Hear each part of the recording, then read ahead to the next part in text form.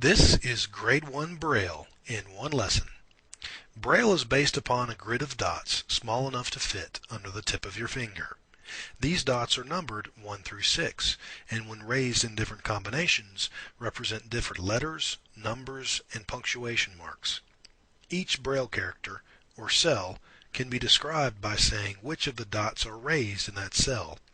For instance, this is a 1 cell, this is a 2-5 cell, this is a 3-4-6 cell, and this is a 1-2-3-4-5-6 cell, otherwise known as a full cell. Braille is actually very easy to learn. Most of it is based upon the first 10 letters of the alphabet, A through J, and these letters only use the top 4 dots in each cell. Because of the importance of these particular letters, we'll spend just a minute trying to memorize them, and we'll do that with a story. One day you decide you want to cross a river. So you approach a bridge, but it's closed. So you take the detour, but realize you're on empty. So you fill up with fuel, but now you're in gridlock. So you trade your car for a Harley, turn the ignition on, and jump over the river. Each of these words begins with the letters A through J, and each of the symbols represent the raised dots within each letter. Let's go through the story one more time. You approach a bridge, but it's closed. So you take the detour, but realize you're on empty. So you fill up with fuel, but now you're in gridlock. So you trade your car for a Harley, turn the ignition on, and jump over the river. This same pattern of dots used for letters A through J is repeated over and over again in Braille with just a few small changes. If you can remember letters A through J, you've pretty much learned Braille. So let's take away the symbols and add 2 more rows of cells that have the exact same pattern of dots as letters A through J. We'll use the second row to represent letters K through T. And to make these cells different than the first row, we'll also raise dot 3. For letters U through Z, we do the same thing, except we raise both dot 3 and dot 6. For now, we'll discard the rest of the cells on this row, as we won't see them again until we get to Grade 2 Braille. But wait, what about the letter W? Well, Braille was invented by a French teenager, and in classical French, W isn't used. However, it was added as a special character later. For now, we'll simply add it to the end of the third row and put it in its proper place when we come to Grade 2 Braille. We now have all 26 letters of the alphabet in Braille. So let's look at numbers. We have already used 26 out of the possible 64 Braille characters that can be created out of 6 raised dots. So let's reuse letters A through J for numbers 1 through 9 plus 0. But wait a minute, when we read these characters, how do we know if they represent letters or numbers? Well, there's actually a special character that will come before a set of numbers that will let you know that, hey, these next set of characters are actually to be treated as numbers. So let's move over the cells that we have created so far and make room for this special character. And here it is.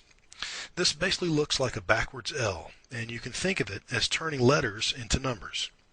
Once it's on, it stays on, and all the characters you read after this character are considered numbers.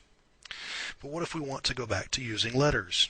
Well, we just used another special character to turn off the numbers and go back to letters. So what about capitalizing letters? Everything we have seen so far is lowercase. If we want to capitalize something, we just use a very simple Braille character, and it's just the number 6 dot raised. The character that immediately follows this character is considered capitalized. This isn't like with the number symbol, where once it's on, it stays on. The capitalized character only works for the very next character. So now we have our letters and numbers, but no punctuation marks. In Grade 1 Braille, these are the only types of characters you will encounter: letters, numbers, and punctuation marks. Grade 2 Braille is meant for more advanced Braille readers and condenses multiple letters or even whole words into a single character. Grade 2 Braille allows Braille books to be shorter than they otherwise would be if they were written entirely in Grade 1 Braille. So to finish up Grade 1 Braille, we will need to look at the cells that represent punctuation marks. Most of the standard punctuation marks can be found along another row of cells that are also a variation on the raised dots in letters A through J. So let's move up the cells that we've looked at so far and make room for this additional row of cells. This time, instead of raising an extra dot to differentiate these cells from letters A through J, we're actually going to move all the raised dots in this row down one position. The punctuation marks on this row don't follow any particular pattern, but they are still fairly easy to memorize. And here they are. Some of these cells represent multiple punctuation marks at the same time, such as the open quote and the question mark. The fifth character doesn't represent a punctuation mark, but we'll keep it in here for consistency's sake. Finally, on the left-hand side is another punctuation mark that doesn't fit the same pattern of raised dots, and that is the decimal point. So now we're looking at all the cells used in Grade 1 Braille. So based upon what we have learned, see if you can tell what word is represented by these cells. Feel free to pause the video if you'd like. So the first two cells we know are from letters A through J, because only the top 4 dots are raised.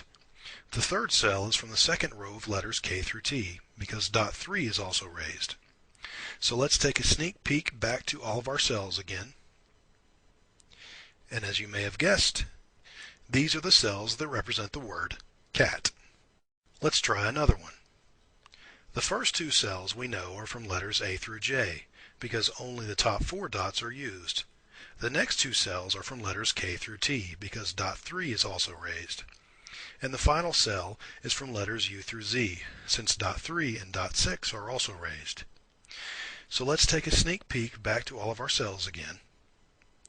And so if you guessed correctly, then you came up with the word jelly. Our final example is only 3 cells long. The first cell we can tell is different than the others. If you'll remember, when we encounter a cell with a pattern of raised dots that is shaped like a backwards L, it means we are turning letters into numbers. So the next 2 cells are from letters A through J, except we are going to read them as numbers. So let's take a sneak peek back to all of our cells again. And then we'll see that this is actually the series of cells that represent the number 64, which also happens to be the total number of cells used in Braille. And we'll look at the rest of these cells in the video for Grade 2 Braille. But for now you've learned Grade 1 Braille in one lesson.